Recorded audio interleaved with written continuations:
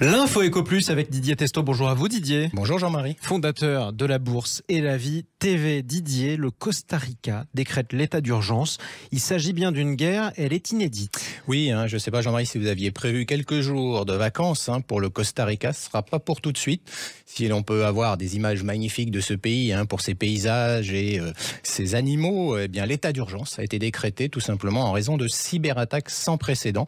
Les hackers de Contis, un groupe de cybercriminels, s'en sont pris au Costa Rica. Plusieurs organismes gouvernementaux ont été touchés. Le pays se trouve actuellement dans une situation chaotique, il faut le dire, ce qui a conduit le nouveau président, Rodrigo Chavez, à déclarer l'état d'urgence national. C'est quand même assez rare. Et l'un des principaux organismes touchés est le Costa Rican Social Security Fund, l'agence nationale de santé publique. Vous imaginez un peu les la dégâts. sécu locale. Exactement. Les cybercriminels de Conti ont déjà publié 97% des 672 gigas de données volées aux agences gouvernementales du pays.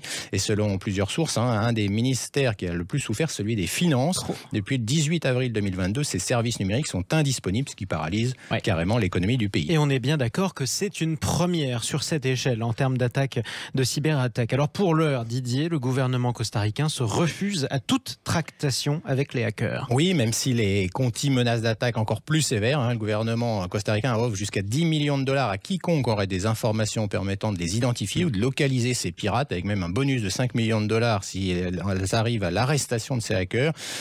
D'après plusieurs sources, les hackers de Conti sont affiliés à des organismes russophones, ont fièrement affiché d'ailleurs leur soutien à la Russie dans la guerre en Ukraine. Alors l'ambassade américaine, elle, a estimé qu'il y avait de nombreuses victimes de ces Conti qui avaient été signalées en janvier 2022 avec des paiements dépassant 150 millions de dollars. Donc la cybercriminalité, ça rapporte. Je voulais en parler cette semaine, car si des hackers sont capables de s'attaquer de cette manière à un État, tout chef d'entreprise qui nous écoute ce matin doit considérer la menace sérieusement. Cela ne doit plus être un budget optionnel. Ce n'est plus une option ou un bonus. Une citation, Didier, celle d'un économiste chinois. Oui, si le monde n'a pas connu d'hyperinflation depuis longtemps, c'est parce que nous vivions dans un monde relativement pacifique, sans fléau majeur pour l'économie, et parce que la Chine a profité de son énorme dividende démographique, de son avantage manufacturier pour fournir le monde en produits bon marché.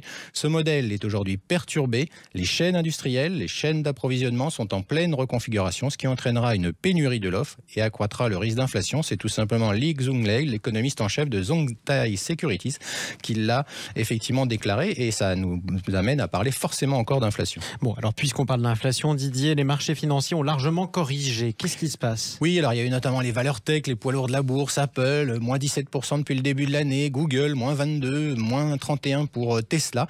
Apple n'est plus la plus grande société cotée en bourse, c'est désormais le pétrolier saoudien Aramco qui est passé devant. La transition écologique, c'est pas pour tout de suite. Non. Pour ceux d'investisseurs qui sont allés vers des actifs plus risqués comme le Bitcoin, on est à moins 60%. Pour l'Ethereum, c'est encore pire. Et pour d'autres, moins 80% par rapport à leur plus haut historique. Parfois vendus comme une protection, comme l'inflation, ces actifs ne l'ont pas été.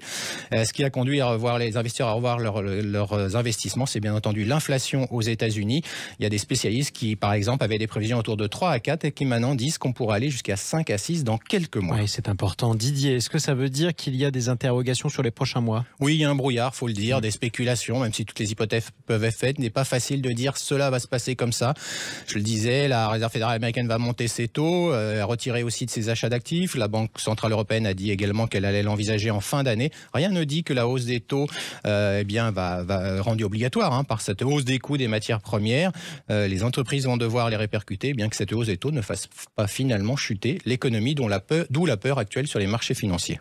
Et donc, pour une fois, je vais parler en anglais, le sell in May, vendez au mois de mai et go away et fuyez. Le sell in May and go away semble se vérifier. Oui, l'adage boursier qui avait référence normalement dans cette période, c'est depuis 1990, le S&P 500 a enregistré un rendement annuel environ 2% de mai à octobre, contre 7% de novembre à avril. Cette théorie a fonctionné à peu près depuis 100 ans, sauf au cours des 20 dernières années, mais ça semble fonctionner aujourd'hui. Il faut dire qu'avec toutes ces inquiétudes sur l'économie, c'est forcément quelque chose qui est normal. Allez, on termine, Didier, par une bonne nouvelle quand même. On va essayer de surmonter le moral avec cette renaissance renaissance dans le secteur automobile. Oui, on parle du phénix dans l'automobile, c'est une marque qui renaît. Eh bien, c'est la marque Scoot que va relancer Volkswagen aux États-Unis. Ce sont des SUV, des pick-up, des gros pick-up qui Comme vont, tout le monde.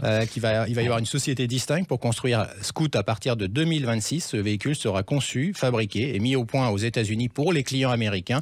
Et cela permettra, en tout cas à Volkswagen, c'est son souhait, de devenir un acteur important sur ce marché américain. Cela fait partie des éléments de la stratégie du groupe pour atteindre 10% de part de marché aux États-Unis. La renaissance de Scoot. On avait aussi parlé de la renaissance de MG en France sur Sud Radio. Merci Didier Testo. Je rappelle qu'on peut retrouver toutes vos analyses sur la Bourse et la Vie TV sur YouTube. On vous dit au week-end prochain. Exactement, merci.